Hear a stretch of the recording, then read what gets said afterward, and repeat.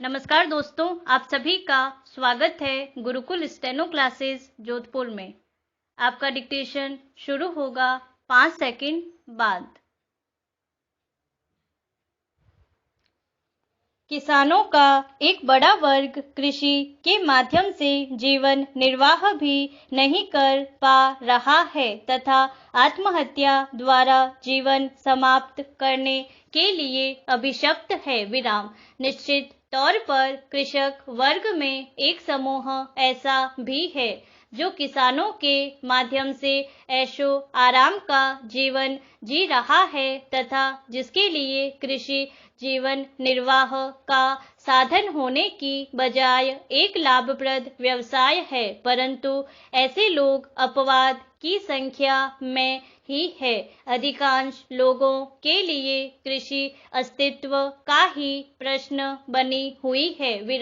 अपवाद स्वरूप जो लोग कृषि के माध्यम से सम्माननीय व आर्थिक रूप से लाभप्रद जीवन जी रहे हैं वे उस समूह से संबंधित है जो या तो कर बचाने के लिए कृषक का लबादा ओढ़े हुए हैं या वे जिनके लिए कृषि मात्र एक अल्पकालिक पेशा है।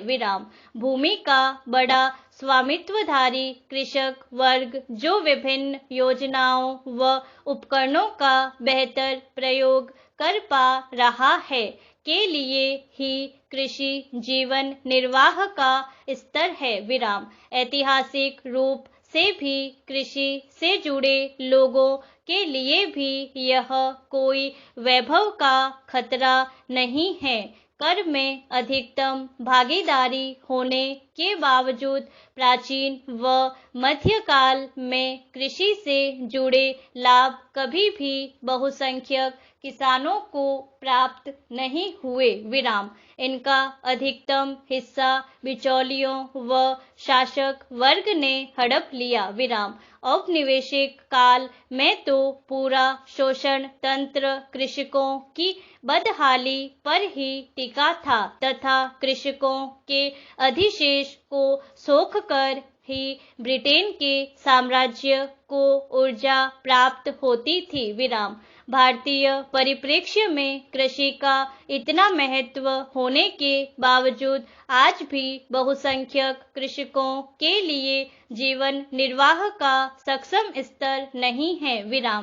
चूंकि कृषि की उत्पादकता व सशक्तता भूमि, मृदा, जलवायु, तापमान व वर्षण जैसे पर्यावरणीय व भौतिक घटकों, भूमि सुधार, सिंचाई, संकर बीज, ऊर्जा, रासायनिक उर्वरक, कीटनाशक तकनीक व मशीनीकरण जैसे आर्थिक कारकों तथा राजनीतिक इच्छा शक्ति व प्रशासनिक दक्षता व ईमानदारी आदि जैसे अन्य कारकों पर निर्भर है, अतः इसकी संवेदनशीलता बढ़ जाती है।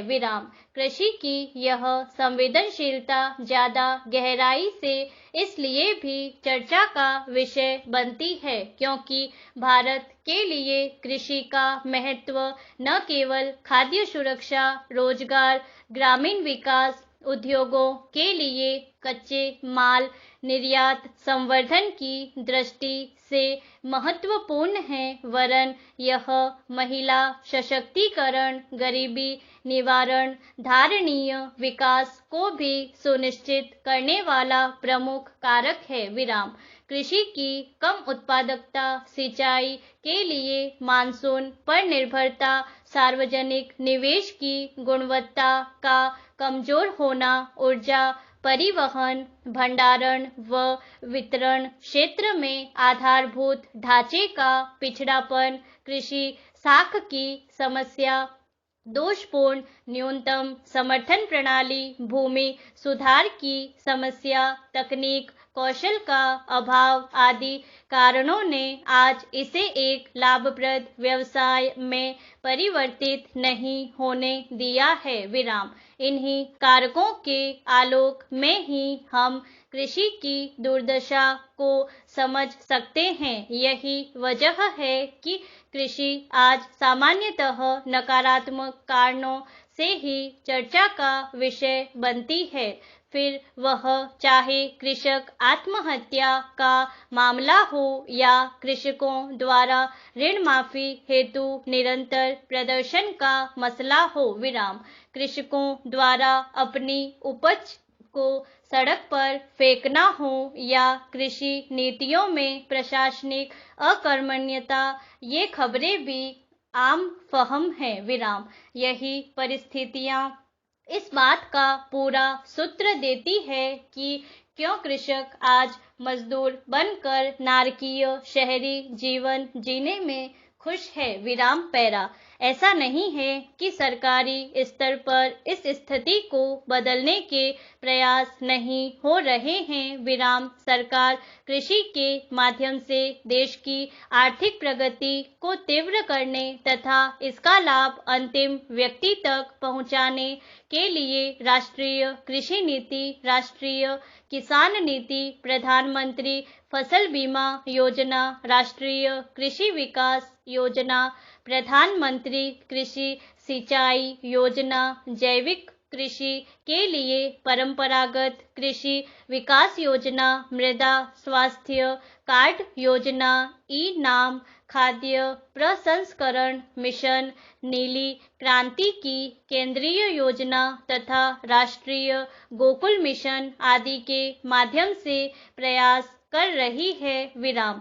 परंतु कृषक जागरूकता व शिक्षा का अभाव, सरकारी हीला हवाली व भ्रष्टाचार तथा कृषि के राज्य सूची का विषय होने के कारण समन्वय के अभाव ने इन प्रयासों को अपनी परिणति पर नहीं पहुंचने दिया है। विराम।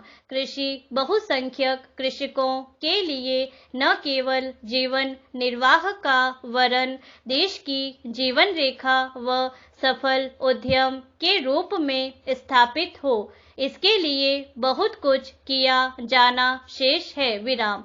सर्वप्रथम कृषि के लिए एक समग्र व एकीकृत रणनीति की आवश्यकता है, जिसके लिए कृषि को समवर्ती सूची का विषय बनाने का सुझाव भी प्रस्तुत किया जाता है। विराम।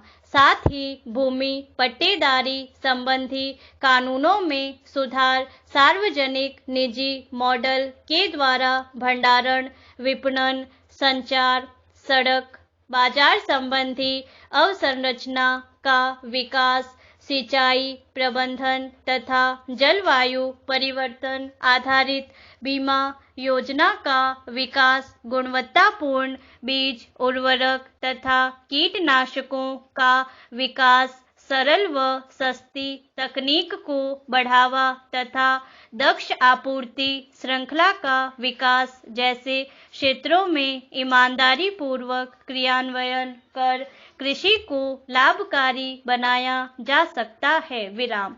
इसके अलावा उत्तर पूर्व क्षेत्र की कृषि क्षमता का दोहन, न्यूनतम समर्थन मूल्य को लाभकारी बनाकर ई मंडी, ई बाजार, ई सूचना आदि को सुविधाजनक रूप से बढ़ावा देकर तथा मत्स्य पालन, पशुपालन, मधुमक्खी पालन आदि का प्रशिक्षण व सब्सिडी युक्त ऋण देकर तथा वैकल्पिक रोजगार द्वारा आय को बढ़ावा देकर भी कृषि व कृषक दोनों को एक सम्माननीय मुकाम हासिल हो सकता है, जो अंततः राष्ट्र की प्रगति में सहायक होगा। विराम।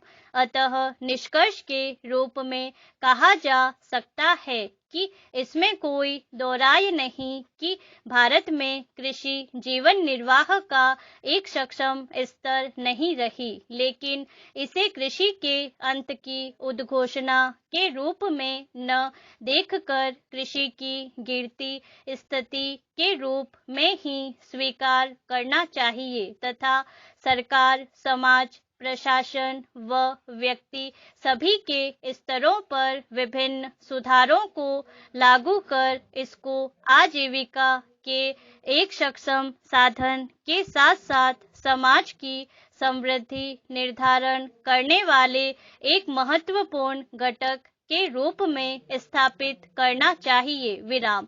उन्हें धर्म गुरुओं ने बताया था, प्रवचनों में आत्महत्या करने वाला सीधे नर्क जाता है। तब भी उन्होंने आत्महत्या की, क्या नर्क से बदतर हो गई थी उनकी खेती। विराम। मूल प्रश्न यह है कि कृषि की स्थिति ऐसी क्यों है। प्रश्नवाचक। क्यों कृषि प्राणदायिनी से मौत का औजार बन गई है। स्टॉप।